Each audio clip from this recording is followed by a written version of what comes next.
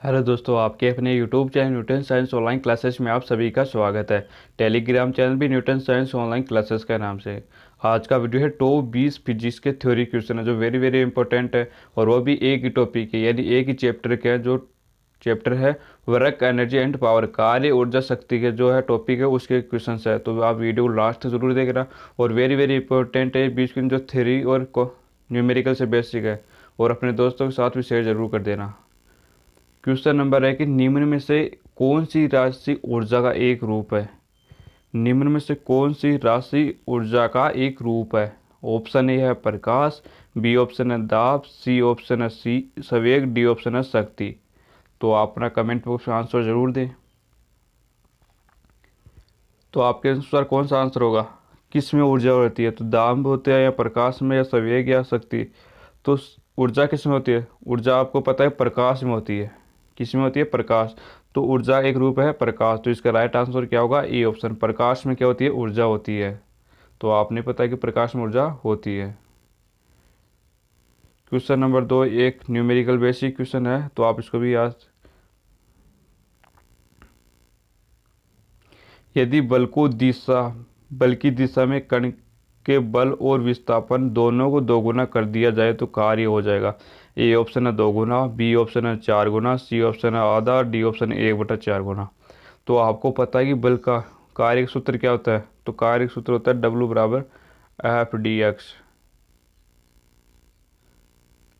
लेकिन बल को भी दोगुना कर रहा है और विस्थापन को भी। तो लेकिन ये तो वही होगा 4F/dx। चार, ये ऊपर वाला तो 4 कार्य हो जाएगा।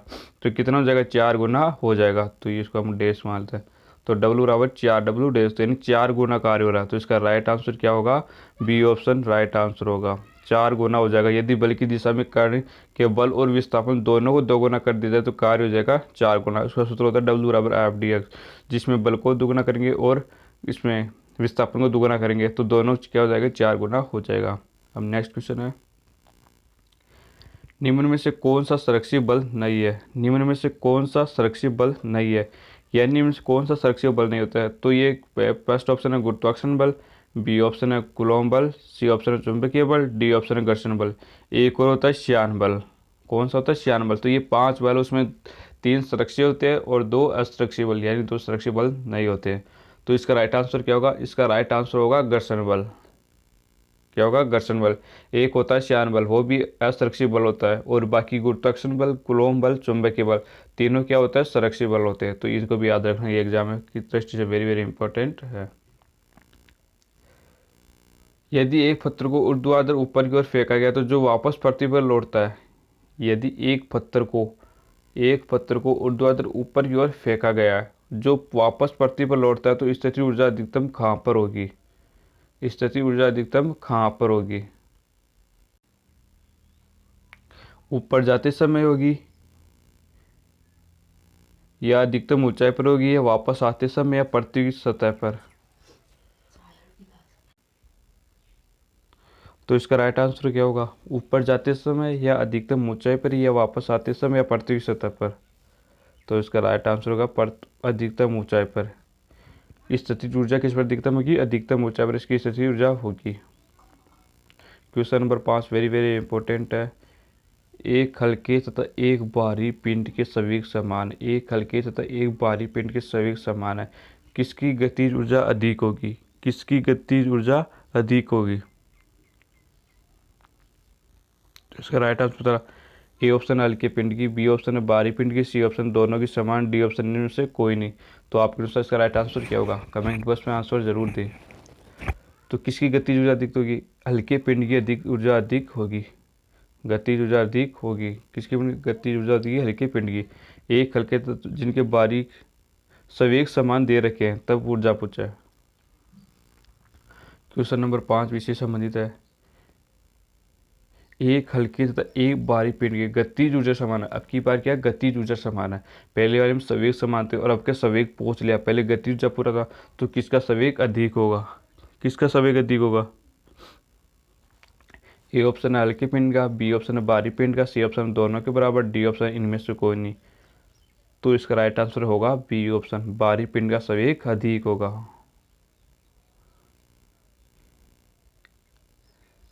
एक स्थिर वस्तु में, ये भी इम्पोर्टेंट क्वेश्चन ये आ चुका है, एक स्थिर वस्तु में ऊर्जा अधिक ऊर्जा हो सकती है या संवेग हो सकता है या चाल हो सकती है या वेग हो सकता है। यानी वो स्थिर वस्तु है तो वेग भी नहीं हो सकता, चाल भी नहीं हो सकती और संवेग भी नहीं हो सकती। संवेग हो तो होता है P बराबर mv। तो उसमें क्या होगा, वेग चाहिए होता है और वेग भी स्थिर वस्तु में वेग होता नहीं है, वेग भी नहीं होता तो चाल भी नहीं होती है और संवेग तो वैसे ही नहीं होगा क्योंकि संवेग में वेग चाहिए होता है और वेग है ही नहीं तो वो भी ऐसे नहीं होता। तो इसका राइट आंसर क्या होगा, ऊर्जा हो सकती है। एक स्थिर वस्तु में क्या हो सकती है, ऊर्जा हो सकती है। तो इसका right answer A option. Question number 8, यदि किसी कण की गतिज ऊर्जा दोगुनी कर दी जाए तो संवेग होगा। तो संवेग का सूत्र क्या होता है, P बराबर mv। आप इसको ऐसे भी कर सकते एक,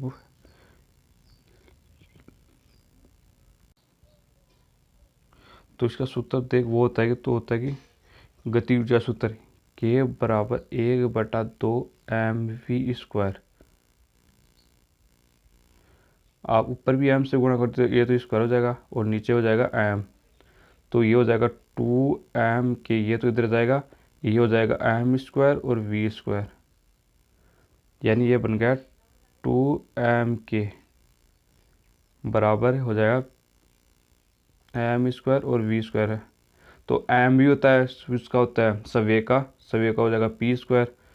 तो हमको p चाहिए तो p के लिए p को इसको हटा देंगे तो ये हो जाएगा √2m के। तो ये पूरा हो गया, ओवरऑल हो गया P बराबर √2m के। ये सूत्र आपको आता भी है और याद भी होगा शायद। ये बन गया, आपको कैसे बना बता दिया। अब इसमें गति ऊर्जा दोगुना करा है तो गति ऊर्जा 2k हो जाएगा, 2k इधर हो जाएगा 2k, तो ये हो जाएगा वापस से ये 2k हो जाएगा 2m के। ये तो पहले वाला है तो कितना गुना है, √2 गुना तो हो रहा है। तो डी ऑप्शन राइट आंसर होगा क्योंकि देखो P बराबर 2m के तो आ गया। अब इसमें दुगना करा k को तो 2m और 2k। अब हमको √2 तो बच गया, ये 2 तो बच गया अंदर और इसको क्या मानते हैं, P माने थे। तो क्या हो गया, √2 P बचा। तो किसका कितना गुना, √2 गुना तो हो रहा है। तो इसका राइट आंसर डी ऑप्शन होगा। क्वेश्चन नंबर 8, यदि किसी कण की गति ऊर्जा दोगुनी कर दी जाए, बार बार तो नहीं देना, वो ये 8 नंबर तो करवा दिया ना। क्वेश्चन नंबर 9 है, विस्फोट होने के पश्चात एक वस्तु दो असमान द्रव्यमान टुकड़ों में टूट जाती है। विस्फोट होने के पश्चात एक वस्तु दो असमान द्रव्यमान में टूट जाती है, तब दोनों टुकड़ों के संवेग आंशिक रूप से समान होंगे। या हल्के बाँ का संवेग अधिक होगा या भारी बाँ का संवेग अधिक होगा या दोनों बाकों की गति ऊर्जाएं समान होगी। तो इसका राइट आंसर क्या होगा, वेरी वेरी इंपॉर्टेंट है, नोट्स कॉपी में सभी क्वेश्चन लिख सकते हैं आप।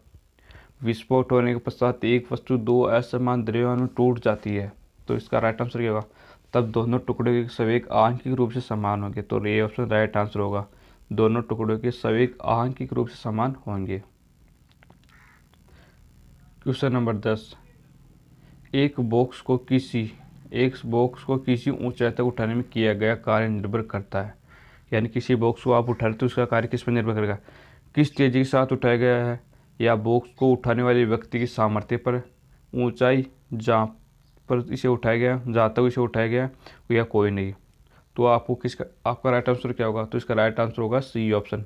पता है कि W बराबर ए का सूत्र होता है mg और h। तो इसमें क्या मांग रहा है, हाइट यानी ऊंचाई, जहाँ ऊंचाई जाते तो इसका राइट आंसर होगा सी ऑप्शन। क्वेश्चन नंबर 1, यदि किसी पिंड के संवेग को n गुना कर दिया जाए तो गति ऊर्जा होगी। तो बार पहले इसका सूत्र क्या आया था, P बराबर √2m के। तो ये हो गया P² समानुपाती k। अब किसको संवेग को n गुना करा तो n गुना करेगा संवेग तो np² हो जाएगा। यानी n को कर रहा है और वही इस पर तो गति ऊर्जा तो n² गुना हो जाएगी, ये p डैश बच जाएगा और वो k, तो किस n² गुना हो जाएगी।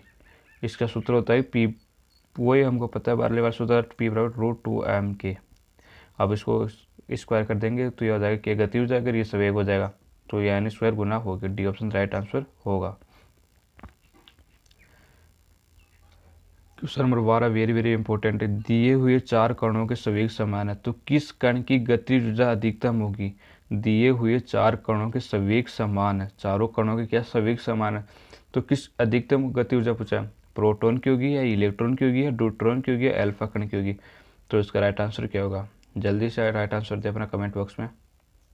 तो इसका राइट आंसर होगा बी, इलेक्ट्रॉन की गति ऊर्जा अधिकतम होगी। इलेक्ट्रॉन की गति ऊर्जा जब चारों कणों के संवेग समान है, तो right answer B option. Question number 13 समान ताप पर दो गेंदें टकराती है। समान ताप पर दो गेंदें टकराती है, समान ताप पर दो गेंदें टकराती है तो क्या सुरक्षित रहता है। ए ऑप्शन है ताप, बी ऑप्शन है वेग, सी ऑप्शन है गतिज ऊर्जा, सी डी ऑप्शन है संवेग। तो राइट आंसर क्या होगा, तो इसका राइट आंसर होगा डी ऑप्शन, संवेग सुरक्षित रहता है। संवेग सुरक्षित रहता है, क्या सुरक्षित रहता है, संवेग। नेक्स्ट क्वेश्चन है क्वेश्चन नंबर 14 संघट के पश्चात जब दो पिंड एक साथ चिपक जाते हैं तो संघट कहलाता है। यानी जब कोई टक्कर होती है ना संघट वाली, उसमें दो पिंड एक साथ चिपक जाते हैं तो संघट कहलाता है। कौन सा संघट कहलाता है वो, आंशिक प्रत्यास्थ या पूर्णतः प्रत्यास्थ या पूर्णतः अप्रत्यास्थ या कोई नहीं। तो इसका राइट आंसर क्या होगा, ये क्वेश्चन वेरी वेरी इंपॉर्टेंट है। तो इसका राइट आंसर होगा सी ऑप्शन, पूर्णतः प्रत्यास्थ, पूर्णतः प्रत्यास्थ। तो इसका राइट आंसर सी ऑप्शन है, पूर्णतः प्रत्यास्थ होगा। क्या होगा, पूर्णतः प्रत्यास्थ। संघट के पश्चात दो ए पिंड एक साथ चिपक जाते हैं तो संघट कहलाता है पूर्णतः अप्रत्यास्थ। क्वेश्चन नंबर 15 अप्रत्यास्थ संघट में कौन सी राशि सुरक्षित नहीं रहती है। अप्रत्यास्थ संघट में कौन सी राशि सुरक्षित नहीं रहती है। ए ऑप्शन है संवेग, बी ऑप्शन है गतिज ऊर्जा, सी ऑप्शन है कुल ऊर्जा, डी ऑप्शन है उपरोक्त सभी। तो इसका राइट आंसर क्या होगा, तो इसका राइट आंसर होगा गतिज ऊर्जा। अप्रत्यास्थ संघट में कौन सी राशि सुरक्षित नहीं रहती है, तो गतिज ऊर्जा सुरक्षित नहीं रहती है। क्वेश्चन नंबर 16 अप्रत्यास्थ संघट में क्या सुरक्षित रहता है, गतिज ऊर्जा, संवेग या दोनों या इनमें से कोई नहीं। अप्रत्यास्थ संघट में कौन सुरक्षित रहता है, क्या सुरक्षित रहता है, तो इसमें दोनों सुरक्षित रहते हैं। गतिज ऊर्जा भी सुरक्षित है, संवेग भी सुरक्षित रहता है अप्रत्यास्थ संघट में।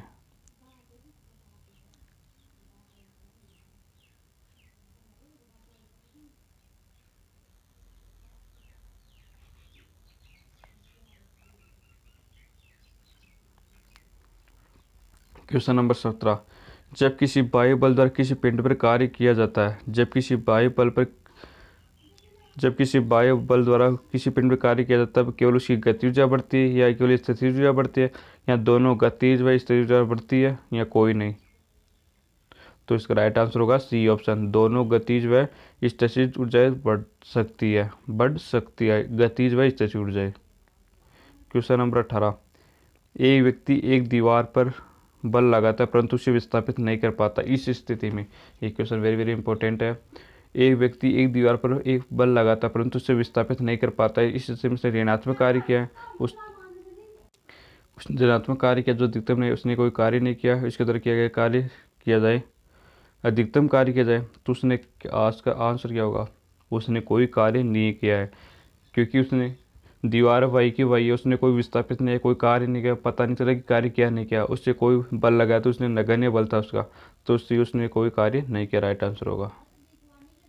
कार्य का सीजीएस पद्धति में मात्रक होता है, कार्य का सीजीएस पद्धति में मात्रक होता है जूल, पास्कल, अरक, बार। कार्य का सीजीएस पद्धति में, तो कार्य का सीजीएस पद्धति में मात्रक होता है अरक। क्या होता है, अरक। स्प्रिंग नियतांक की विमा किसके समय के समान, स्प्रिंग नियतांक की विमा तो श्यानता की, दाब की, प्रश्नाव के, इनमें से कौन नहीं। तो स्प्रिंग के बराबर एफ एल होता है, तो एफ एल किसकी विमा के समान होता है, तो एफ एल होती है उसके प्रस्थनांक की विमा के समान, तो प्रस्थनांक की विमा के समान होगी स्प्रिंग नियतांक की विमा। तो ये वेरी वेरी इंपॉर्टेंट क्वेश्चन है, स्प्रिंग नियतांक की विमा प्रस्थनांक की विमा के समान होती है। YouTube channel Newton science online classes के नाम से, तो आप इस लिंक पर क्लिक करें तो आपको direct Newton science online classes के यूट्यूब चैनल पर चले जाएंगे। टेलीग्राम चैनल भी न्यूटन साइंस ऑनलाइन क्लासेस के नाम है, और पेज पे पेज है जॉइन इंडिया नेवी के नाम से है, तो आप इसको भी ज्वाइन कर सकते हो। आप ये वीडियो अपने दोस्तों के साथ शेयर ज़रूर करें।